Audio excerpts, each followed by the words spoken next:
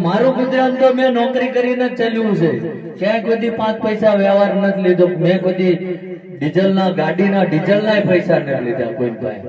એક વ્યક્તિ પુરવાર કરી દે ને તો મારે કદાચ આ માથું ઉતારીને ભોળાનાથના પગમાં નાખી દેવાનું, ક્યાંય મારો 50 પૈસા વ્યવહાર નથી. આ તો આ તે ભદેવ ઢોલના ફૂલને એ લાયા હતા તોય હું બોલ્યો કે આ બધું હું કામ કર્યું, મારે કોઈ એની જરૂર નથી, પણ એનો ભાવ હતો ને એક કરી નાખ્યું. પણ હવે ક્યારેય કોઈ આવો ખર્ચો મારા માટે ના કરતા. કોઈ ગામમાં હોય મિડલ ક્લાસ માણા હોય, ગરીબ માણા હોય, એના દીકરા દીકરી ભણતા હોય ને તો એની ફી ભરી દેજો, મારી વાંહે ખર્ચો કરવાની જરૂર નથી. એમ મેં 5 વર્ષથી વ્યસનમાંથી બહાર આવ્યો, એમ ગામના હજુ ઘણા વડીલો યુવાનો તો આપવું હોય ને તો મન તમારું વ્યસન આપી દેજો, બીજું મારે કઈ જોઈતું નથી. જાહેરમાં ના આવીએ તો કહીને મનથી સંકલ્પ કરજો, અને જાદુ નહીં. આ છેલ્લા મારા 8-9 વર્ષના પ્રયાસથી 2.5 થી 3 લાખ યુવાનોએ દારૂ મૂકી દીધો. મોટું કામ છે. એના પરિવાર તો શાંતિથી જીવશે ને. હું કઈ ભૂવાપણી નથી કરતો, કોઈના ઘરે જઈને મેં સંપત્તિ નથી નાખી, કોક નાખતું હોય મને એનો વિરોધ છે. પણ આજ જો અહીંયા આવ્યો છું, કઈ આપવું હોય તો તમારા દુર્ગુણો, તમારા ખરાબ વિચારો, અને હું તો ઠાકરને કહું છું એ આપે શું લે. ત્યાં મને મોકલ્યો છે આજ આમાંથી 15-20 જણને તો દારૂ મૂકી જ જવો જોઈએ, તો મારું અહીંયા આવ્યું છે. માણસને જગ્યા હકડાય છે. હવે તમને બધાને એવું થાય બાપુને મળી લઉં, પણ વ્યવસ્થા બગડી જાય નથી, કઈક કડવો શબ્દ નીકળી જાય, એમને એમ થાય કારણ કે અહીંયા આવો છે કેટલી ભીડ છે એમને જોઈ છે, અને કઈક બોલાઈ જાય તો તમને ખોટું લાગી જાય ભાઈ બાપુ નવાઈ ના એના ઘરે આવું બોલ્યા. થાય કે ના થાય? પણ કોઈનું બધાનું જે કઈ મને ભાળી શકે છે નથી ભાળી શકતા, મને મળી ક્યાંક ના મળી ક્યાં, અને તમને મળવા હાટું ઠાકરે આય મોકલ્યો છે. એટલે તમારી અરજી ત્યાં પહોંચી છે. મને પગે લાગવું મળી લેવું જરૂરી નથી. પોતાની કુળદેવીને મા બાપને પગે લાગજો, એને સાચવજો તો પરમાત્મા અખિલ બ્રહ્માંડનો નાથ દ્વારકાધીશ ને ભોળોનાથ રાજી જ છે. સમજાય ને?